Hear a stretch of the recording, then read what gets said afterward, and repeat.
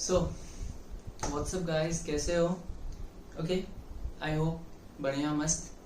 चलो, so now in this video we are going to talk about autonomous items और accommodating items, और ये जो डिसइक्विलिब्रियम फॉर्म करता है बीओपी में। बीओपी का मतलब है बैलेंस ऑफ पेमेंट, ठीक है।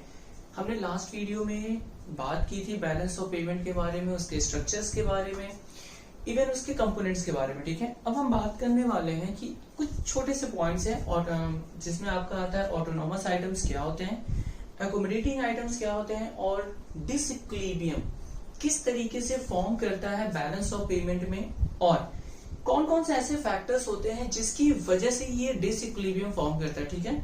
So now let's start the video. तो देखो, सबसे पहले हम बात करने वाले हैं ऑटोनॉमस आइटम के बारे में, ठीक है। देखो, ऑटोनॉमस आइटम्स होते क्या हैं। सबसे पहला, ये एक इंटरनेशनल ट्रांजेक्शन है। इंटरनेशनल ट्रांजेक्शन का मतलब है एक्सपोर्ट इंपोर्ट के फॉर्म में ये प्रेजेंट होता होगा। दूसरा, take place due to the profit maximisation motive. अब देखो, एक चीज सिंपल सी बात है, ऑटोनॉमस आइटम्स वही आइटम्स होंगे जो कि एक ट्रेडर, मतलब कि एक गवर्नमेंट या एक कंट्री अदर कंट्री या अदर गवर्नमेंट के साथ फॉर्म करती है only for profit maximisation motive, यानी सिर्फ पैसा कमाने के लिए अगर आप एक्सपोर्ट इंपोर्ट में फॉर्म करते हो। सोशल वेलफेयर की मैं बात नहीं कर रहा हूं, ठीक है। I am not talking about the social welfare और any economic welfare activity. I am just talking about the profit maximisation, जो कि एक गवर्नमेंट और एक कंट्री डिसाइड करती है, या इवन उस कंट्री का कोई भी एक नॉर्मल प्राइवेट सेक्टर भी ये चीज करता है। नेक्स्ट है आपका ऑटोनॉमस आइटम्स को एक और मतलब नाम से भी जाना जाता है जिसको बोलते हैं अबव द लाइन आइटम्स। दूसरा, अब देखो, ऑटोनॉमस ट्रांजैक्शंस भी दोनों यानी करंट अकाउंट और कैपिटल अकाउंट दोनों में फॉर्म करेगा। कैसे? करंट अकाउंट में कैसे करता है?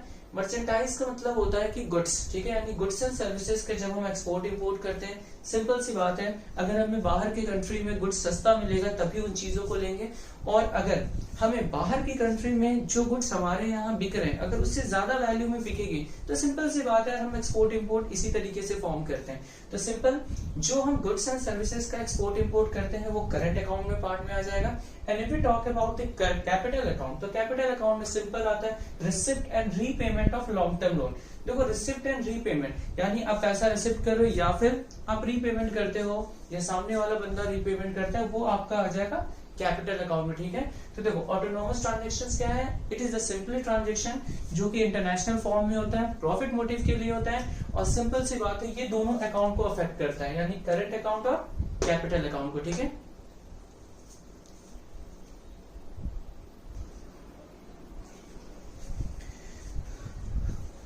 Okay, now let's talk about the accommodating items. देखो, एकोमोडेटिंग आइटम्स होते क्या है? सिंपली ये करता क्या है, ये एक बैक सपोर्ट प्रोवाइड करता है ऑटोनॉमस ट्रांजैक्शंस को, ठीक है।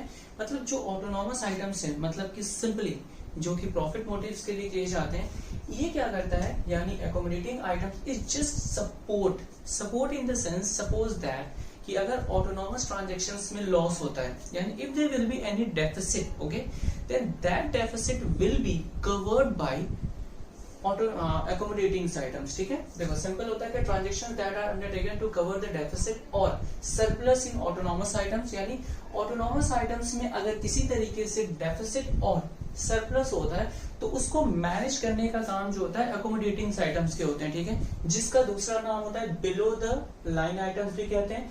सिंपल सी बात है। अब देखो, एकोमोडेटिंग आइटम्स में there will be a no, या फिर you can say that there will be a no movement of goods and services across the borders।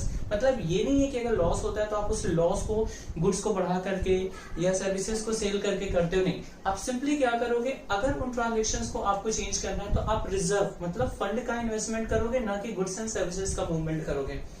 To correct in balance and deficit of balance of payment. So balance of payment को अगर आपको correct करना है, मतलब कि if there will be surplus और deficit, then you have to correct it. उसको correct करने के लिए जो भी आइटम्स है, जो भी ट्रांजैक्शंस की हम मदद लेते हैं, उन ट्रांजैक्शंस को हम एकोमोडेटिंग आइटम बोलते हैं। जैसे सपोज दैट, एक छोटा सा example, if there is a current account deficit, अगर मान लो करंट अकाउंट में डेफिसिट होता है बीओपी में, देन सिंपल सी बात है, हमारे पास दो टाइप के अकाउंट होते हैं, एक करंट एक कैपिटल।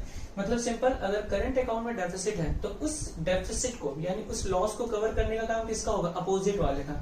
कैपिटल वाले का, ठीक है, मतलब कि सिंपल, तो उसको हम सही करेंगे with the help of capital account. उसमें हम करेंगे क्या, सिंपल सी, अब देखो कैपिटल अकाउंट में आप दो ही तरीके से कर सकते हो, चाहे तो आप अब्रॉड से लोन लो ताकि आप उस लॉस को रिकवर कर सको, या फिर गवर्नमेंट अपने फॉरेन एक्सचेंज रिजर्व में से कुछ पैसे विड्रॉल करेगी through sale of foreign currency, sorry sale from foreign currency, ठीक है। फॉरेन करेंसीज को सेल करने के बाद जो भी पैसा रिकवर होता है गवर्नमेंट को, उस पैसे को चाहे तो मूव करेगी करंट अकाउंट में ताकि डेफिसिट जो है वो सॉल्व हो जाए, या फिर गवर्नमेंट क्या कर सकती है, बाहर से और पैसे बोरो कर सकती है, ठीक है। सो सिंपली ये दो एक छोटा सा अकोमोडेटिंग आइटम्स के ट्रांजेक्शन है।